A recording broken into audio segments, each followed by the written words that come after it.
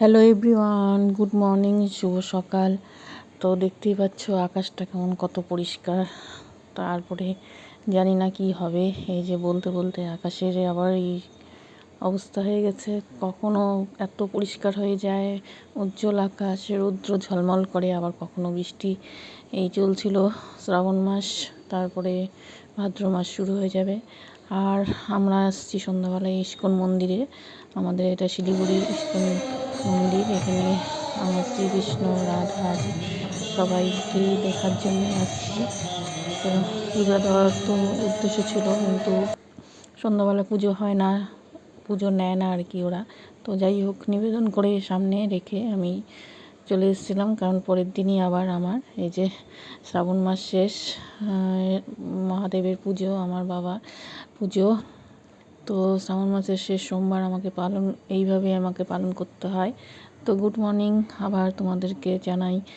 তো এই যে প্রসাদে আমি করেছিলাম পায়েস আর আলু পনির, আর করব একটু যেরকম পনির বাটার মশলা হয় ওরকমভাবে করব আমি।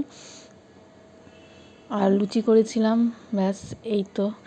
আর তো ফল প্রসাদ আছেই, নৈবেদ্য, এগুলো দিয়ে আমি আমার বাবাকে পুজো দিই প্রত্যেক বছর।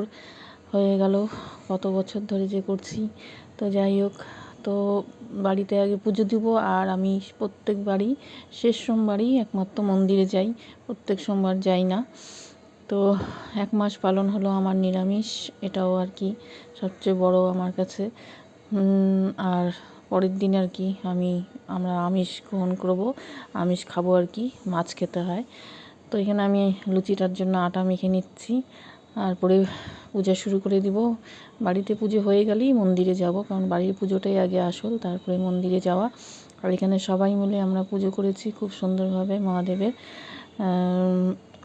পঞ্চামৃত দিয়ে মহাদেবকে অভিষেক করেছি। আমি করলাম, আমার হাজব্যান্ড করলো, ছেলে মেয়ে সবাই করেছে।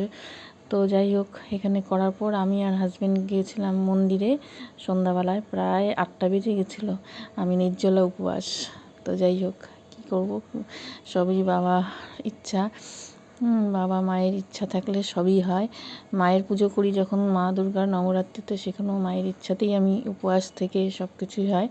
তো যাই হোক, শরীর খারাপ আমার উপবাস থাকার জন্য হয় না, সেটা অনেকেই মনে করে, বাড়ির লোক মনে করে। কখনোই হয় না আমার। বছরে একবার, মাসে একবার করলে কোনো দিন কারো শরীর খারাপ হয় না, হয় অনিয়ম করলে, যে দিনের পর দিন। যাই হোক, সেটা সংসারের কাজেই হোক বা অন্য কিছুতেই হয়। তো এইভাবেই আর কি পুজো আমাদের পালন হলো।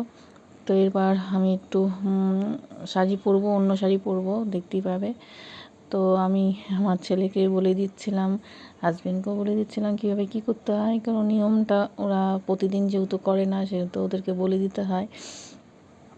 যাই হোক, আশা করি তোমরা সবাই ভালো আছো, সুস্থ আছো, আর এইভাবে আমার ভিডিও দেখতে থাকো।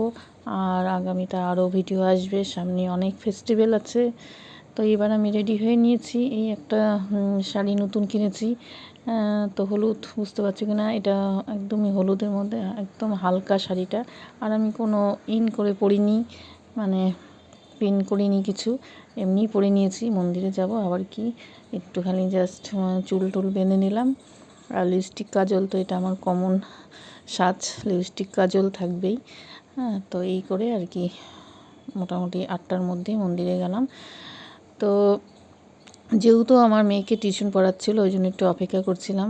যাই হোক, পড়াচ্ছিলো, তারপরে গেলাম আর কি, দুজনেই গিয়েছিলাম, হাজব্যান্ড আমি। তো আজকের ভিডিওটা আমি এখানেই রাখবো। আশা করি যদি কিছু ভালো লেগে থাকে তাহলে লাইক করে দিয়ে যাও। আর যারা নতুন দেখছো অবশ্যই সাবস্ক্রাইব দিও। আবার একটা নিউ ভিডিও নিয়ে আসছি। Bye bye.